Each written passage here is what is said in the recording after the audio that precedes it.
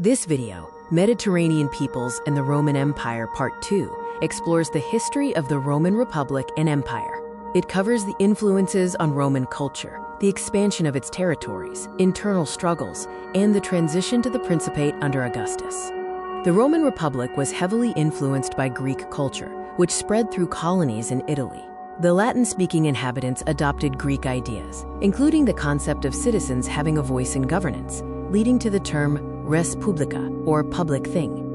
This engraving illustrates the legend of Romulus and Remus, founders of Rome, being suckled by a she-wolf.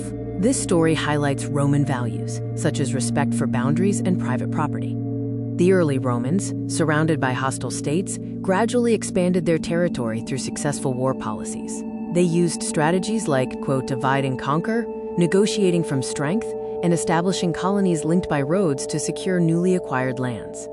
This map illustrates the expansion of Rome across Italy over time, showcasing its growing network of allies. This gradual conquest laid the foundation for Rome's future dominance in the Mediterranean. After conquering Italy, Rome challenged Carthage in the Punic Wars. In the First Punic War, Rome won control of Sicily. In the Second Punic War, Hannibal invaded Italy, but Rome ultimately defeated him at the Battle of Zama, gaining Carthaginian lands in Hispania.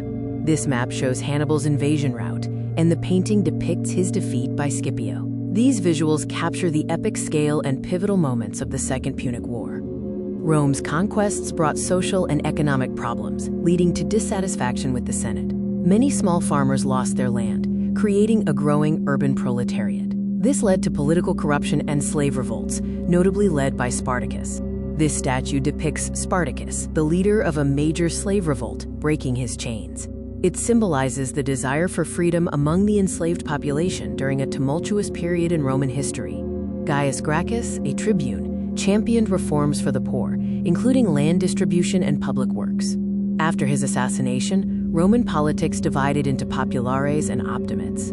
Gaius Marius, a popular plebeian general, reformed the army, creating professional client armies loyal to their commander.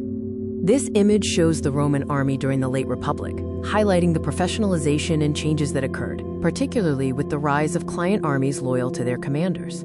Sulla, an optimate, led Roman forces to victory in the social war. When new revolts erupted, a power struggle between Sulla and Marius led Sulla to march on Rome. He became dictator, executing political enemies and reforming laws before retiring, but the Republic's end was near. This map of the Eastern Mediterranean in 88 BCE illustrates the widespread revolts against Rome, particularly those rallying around King Mithridates of Pontus, showcasing the challenges Rome faced in securing its distant provinces.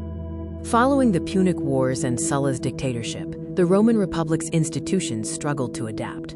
Powerful military leaders like Pompey, Crassus, and Julius Caesar emerged, leading to civil war and the eventual rise of the Roman Empire. This image depicts the First Triumvirate, an informal political alliance between Pompey, Crassus, and Julius Caesar. Their combined influence temporarily controlled the Roman Republic. The First Triumvirate dissolved due to ambition and distrust. Caesar's conquests in Gaul made him popular, alarming Pompey and Crassus. After Crassus's death, Pompey sided with the Senate against Caesar, leading to civil war. Caesar's victory over Pompey cemented his power, but he was later assassinated.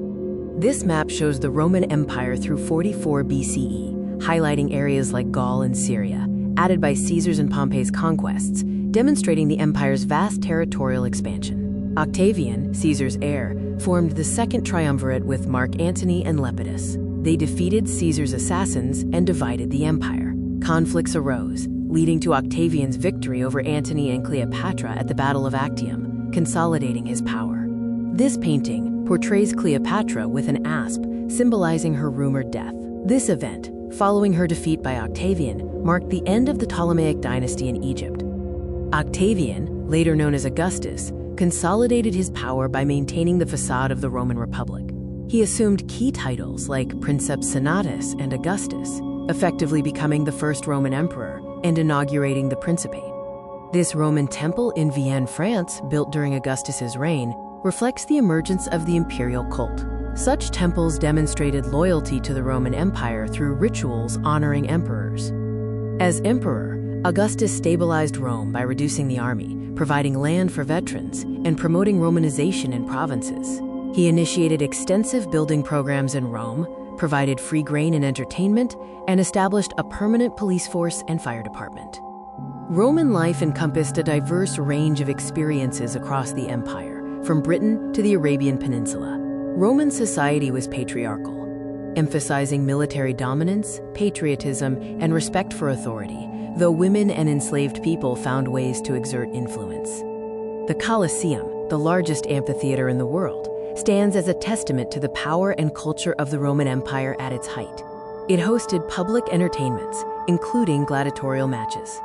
The family was central to Roman life, with the male patriarch, or paterfamilias, holding ultimate authority. This system, based on, quote, patria potestas, emphasized family welfare, honoring ancestors, and securing the future of descendants.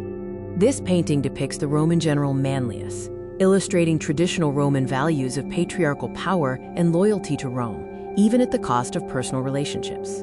Archaeological evidence from Pompeii reveals the daily lives of Roman families. Elite men engaged in politics and business, starting their day receiving clients in their, quote, domus. Wealthy Romans also enjoyed leisure at public entertainment and bathhouses. These images showcase a typical Roman home with an atrium and a, quote, architectural style fresco, also shown as Hadrian's 2nd century villa, reflecting diverse architectural influences and the opulent lifestyle of wealthy Romans. Roman slavery stemmed from various sources, including war captives, natural reproduction, kidnapping, and voluntary debt bondage. Slave markets, like the large one at Delos, were crucial to the system. Manumission, the freeing of enslaved people, was also a recognized practice. This Roman mosaic from Duga, Tunisia, depicts enslaved people carrying wine jars, illustrating a scene from daily life and the pervasive presence of slavery in the Roman world. Gladiatorial combat was a prominent part of Roman public entertainment, originating from funeral games. Gladiators, often enslaved, were trained in special schools. Matches typically involved different weapon styles, and crowds often influenced outcomes. This 3rd century CE mosaic illustrates a gladiatorial match, detailing the combatants and the outcome. It provides a visual narrative of these ancient Roman spectacles. The Colosseum, originally the Flavian Amphitheater, was a massive structure built between 69 and 79 CE, capable of seating 50,000 spectators.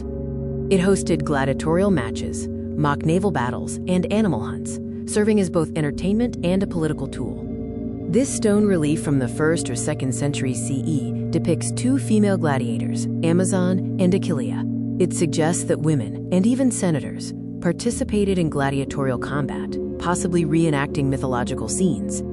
The Roman economy was a vast and complex system, with goods traded across the Mediterranean via sea and land routes. Tax collection funded public works and the military, which was crucial for controlling the region and securing resources.